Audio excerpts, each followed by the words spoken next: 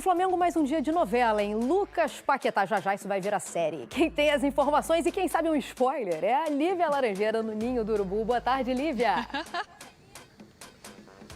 Tudo bem, Mari? Boa tarde a todos. Será que o último capítulo dessa novela já é hoje? Pode ser, viu? Hoje pode ser um dia decisivo nessa negociação, porque há a expectativa de uma reunião entre Flamengo e o West Ham, que é o clube que o Paquetá defende lá na Inglaterra. O principal ponto nesse momento é definir quando o Paquetá se apresentaria ao Flamengo. Os dirigentes rubro-negros querem a chegada imediata dele para que ele já possa fazer essa pré-temporada junto com o elenco. Mas o West Ham quer que ele fique até o fim do campeonato inglês para tentar ajudar o time a escapar do rebaixamento. Os valores já foram acertados, tá? O Flamengo deve pagar 40 milhões de euros, que é aí cerca de 250 milhões de reais, mas fica essa questão pela data da chegada. O Flamengo conta com o desejo do Paquetá, que já disse que não quer voltar a atuar pelo West Ham, mas não descarta, se for necessário, esperar esses 3 meses. A prioridade é contar com o jogador. Flamengo entra em campo amanhã pelo Carioca contra o Volta Redonda, mas quem já está treinando com o elenco principal é o Andrew. O Andrew ainda não joga, né? O elenco principal ainda não joga, e o Andrew falou sobre a emoção de representar o time dos pais. Eu perdi minha mãe há 2 anos, perdi meu pai em 2009, flamenguistas, ambos. Parei e a primeira coisa eu falei assim, cara, tá aqui, tá todo mundo indo, mas se minha mãe estivesse aqui, seria uma coisa que eu gostaria de sentir, de ver como é que seria o olhar dela para mim. A minha mãe, ela trabalhou dentro do Flamengo, trabalhou na Gávea, na equipe de limpeza, sabe? Então era uma história, né, de muito carinho. Bota aqui a classificação, né? Encerrada então a primeira rodada. Lembrando que Flamengo e Portuguesa já realizaram 2 jogos. No grupo A, o Vasco líder, 3 pontos. Quem venceu, né? Vasco, Flu e Bangu e Volta Redonda. 4 times desse grupo que venceram com 3 pontos. A Portuguesa 1 ponto só em 2 jogos. Sampaio Corrêa não pontuou. Para o outro grupo, Nova Iguaçu e Botafogo venceram 3 pontos. Flamengo com 2 jogos, 1 ponto só. Mesma situação da Portuguesa no outro. Aí não pontuaram Madureira, Boa Vista e Maricá. Vamos falar do Flamengo? Vamos lá? É isso aí que a galera tá esperando, a galera do Mengão. Volta a campo amanhã o Flamengo contra o Volta Redonda. Aí, diante dessa tabela, precisa vencer a primeira no Carioca. Tem um VT do Flamengo falando da preparação e depois a gente comenta. Dedicação e esforço para o que vem pela frente. O Flamengo volta a campo neste sábado para a segunda rodada do Campeonato Carioca, onde enfrenta o Volta Redonda no estádio Raulino de Oliveira às 9h30. E é muito importante que o rubro-negro vença a partida para conseguir um respiro na competição.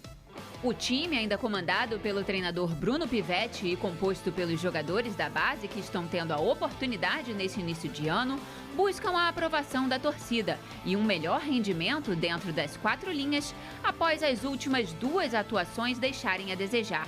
Nesse momento, o Flamengo só tem 1 ponto no campeonato. Já o Volta Redonda vem confiante para a partida, após ter vencido o Boa Vista na sua estreia. E ele joga em casa com o apoio de seus torcedores. Do lado do Fla, a expectativa é de alterações no setor ofensivo do time. Sem Johnny, que saiu lesionado por conta de um trauma no ombro esquerdo, e o Wallace Yan, que se despediu do clube após a partida contra o Bangu. Bruno Pivetti deve ir em busca de soluções para que o rubro-negro vença a sua primeira partida. Em paralelo, o novo reforço para a temporada, o goleiro Andrew foi apresentado como jogador do clube e conheceu as instalações do setor Jorge Lau, além de já começar seus treinos no Ninho do Urubu. O ano está só começando, mas a expectativa é de cobrança da torcida por mais um ano de muitas vitórias e títulos. Olha, e o Andrew, o novo goleiro do Fla, já se apresentou, treinou com a camisa rubro-negra, deu entrevista para Flamengo TV, um relato emocionante sobre sua mãe ter trabalhado no setor de limpeza, na sede do clube na Gávea. A mãe do Andrew era torcedora e cobrava os jogadores do Flamengo naquela época. A mãe do Andrew, infelizmente, faleceu e o jogador disse que queria muito sentir o olhar dela em ver seu filho jogando pelo clube do coração. Tem um trechinho dele falando, uma conversa com um grande amigo, Emerson Santos, da Flamengo TV. Bota esse pedacinho, daqui a pouco o Vene fala do jogo e também dessa emoção do novo goleiro. Se minha mãe estivesse aqui, seria uma coisa que eu gostaria de sentir, de ver como é que seria o olhar dela para mim. Hoje, infelizmente, né, não tenho ela aqui presente, mas tenho ela no meu coração e vou levar ela sempre. E é uma parte que me toca muito porque minha mãe também tem uma história dentro do Flamengo. A minha mãe, ela trabalhou dentro do Flamengo, trabalhou na Gávea, na equipe de limpeza. Caramba, que legal. Trabalhou lá durante 1 ano e meio. Então, e torcia, e era torcedora do Flamengo. E era chata mesmo, sabe? Era chata. Cobrava. Cobrava televisão achando que os jogadores iam ouvir, sabe? Então era uma história, né, de muito carinho. E o Flamengo é o maior time do mundo, o maior time para mim, né, é um dos maiores times do mundo e é o maior time da América, seguríssimo disso também. O Vereu emocionado, porque imagina para ele, né, que seria a satisfação de ter a mãe aqui vendo ele defendendo o clube que a mãe torcia, o sonho que a mãe tinha de ver o André com a camisa do Flamengo. Esse sonho está realizado, infelizmente ela não está aqui para acompanhar isso. Isso te toca também, né, Vene? Flavinho, vou ser muito sincero que ontem eu assisti a primeira vez esse vídeo aí, eu me emocionei lá em casa, porque quem me conhece sabe como eu sou ligado à minha família, à minha mãe. E, de fato, você ouvir isso do André, e assim, com uma maturidade que me chama muita atenção, sabe? A forma como ele fala. E eu acho que a história de vida do André é uma história sensacional. Por exemplo, ele utiliza a camisa 42 em homenagem ao pai dele, que também já faleceu e era torcedor do Flamengo, porque o pai dele faleceu com 42 anos.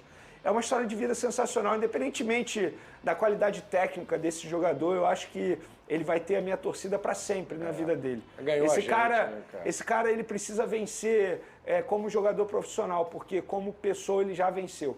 Ele já está vestindo a camisa do Flamengo, que era o clube dos pais dele, independentemente da grandeza desse clube, era o clube que os pais torciam. Ele já perdeu o pai e a mãe. Quem já perdeu, quem não tem a possibilidade de conhecer um pai ou a mãe, sabe como isso é difícil. Então, André, independentemente de tudo, saiba que o SBT vai te abraçar para sempre, porque você é um cara que já venceu na vida, cara. Você já pode comemorar porque você já venceu na vida. É difícil você ouvir isso e não sentir vontade de se emocionar. É por isso que eu admiro, porque ele fala com uma maturidade ali absurda. Então, parabéns ao André, que ele tem muito sucesso com a camisa do Flamengo agora. Mostrando maturidade, responsabilidade, desenvoltura também, um cara articulado e que mexeu aqui com a gente. Quando a gente viu esse vídeo, todo mundo se emocionou. Sucesso para o André, a gente está na torcida por ele.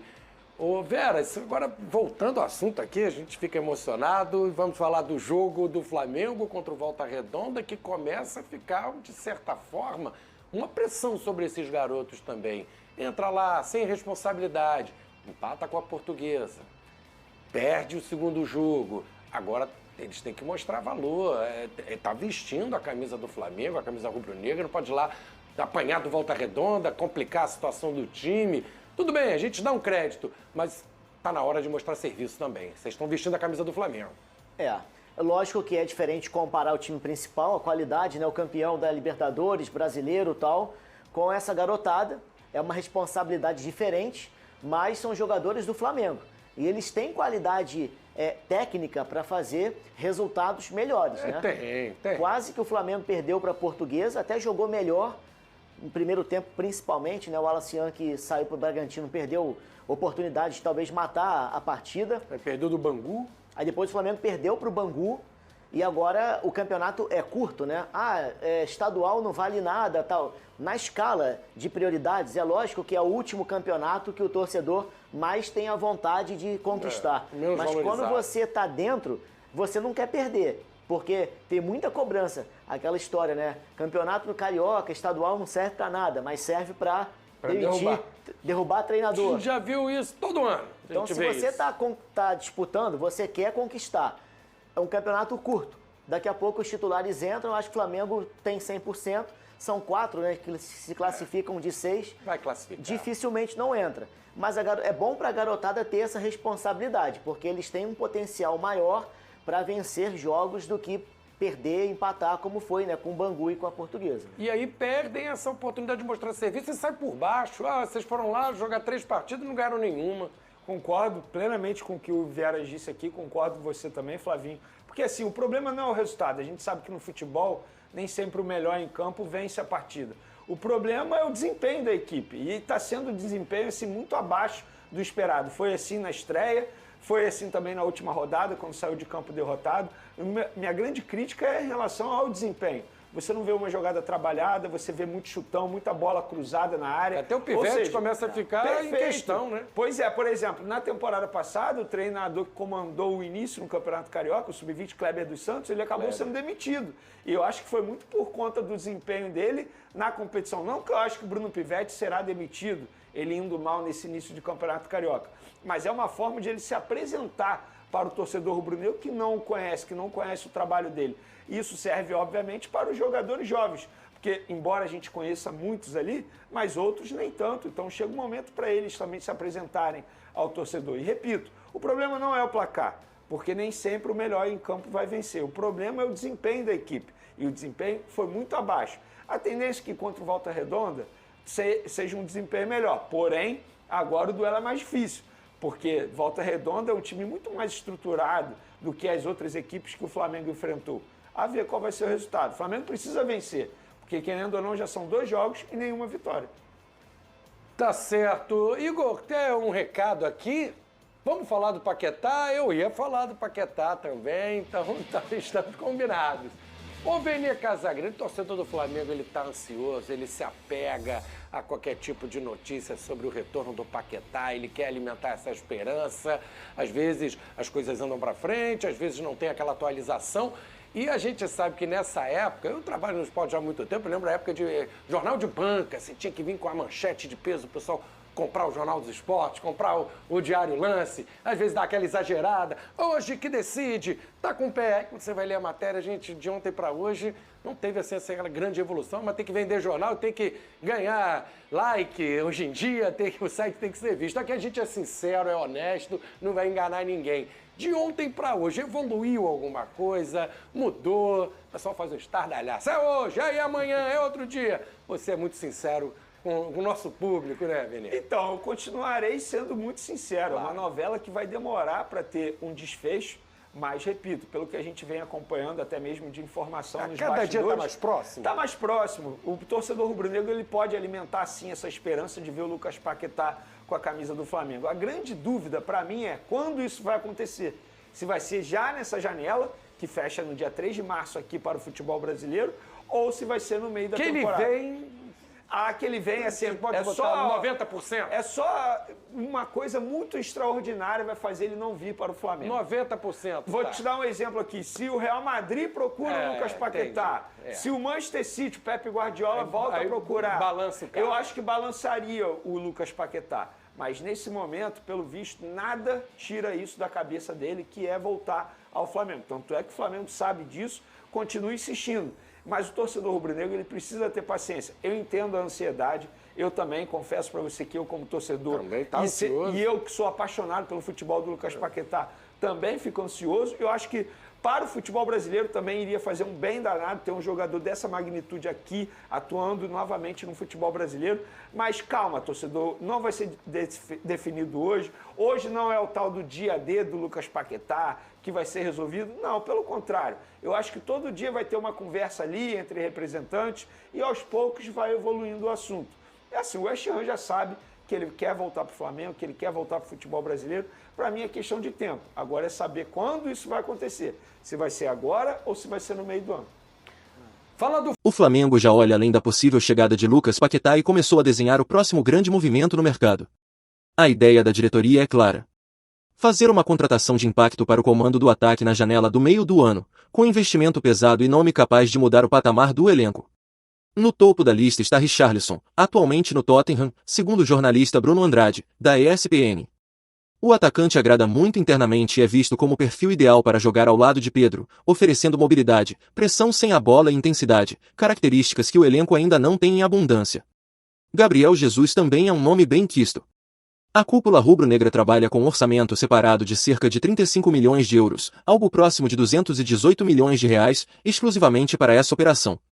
A ordem do presidente Luiz Eduardo Batista, o BAP, é não perder protagonismo no mercado e deixar claro que o Flamengo seguirá ditando o ritmo das janelas. Outros atacantes chegaram a ser debatidos internamente, mas foram descartados por diferentes motivos. Cauã Elias, do Shakhtar, é visto como uma aposta interessante, porém não se encaixa no perfil de contratação de peso pensado para julho. Já Marcos Leonardo, que pode se transferir para o Napoli, não convence pela leitura interna de características técnicas. Gabriel Jesus é outro nome que agrada bastante. Caso surja uma oportunidade de mercado, o Flamengo promete entrar forte na disputa, entendendo que o atacante se encaixa perfeitamente no modelo desejado pelo técnico Felipe Luiz. Antes disso, o Flamengo tentou Caio Jorge, mas a pedida do Cruzeiro, 50 milhões de euros, encerrou qualquer chance de avanço. A diretoria entendeu que o valor estava completamente fora da realidade, mesmo reconhecendo o potencial do jogador. Com isso, o rubro-negro ajustou o planejamento e decidiu concentrar forças na janela de julho. A estratégia é chegar com caixa, margem financeira e um alvo bem definido para fechar uma contratação que gere impacto esportivo e simbólico. O recado interno é claro, o Flamengo não vai parar em Paquetá. Bom torcedor rubro-negro, agora eu quero saber de você. O atacante Richarlison seria um ótimo reforço para o mais querido? Coloque sua opinião nos comentários, não sei se você sabe. Mas sua opinião é muito importante para o Flamengo. A qualquer instante eu volto com mais uma notícia do mais querido.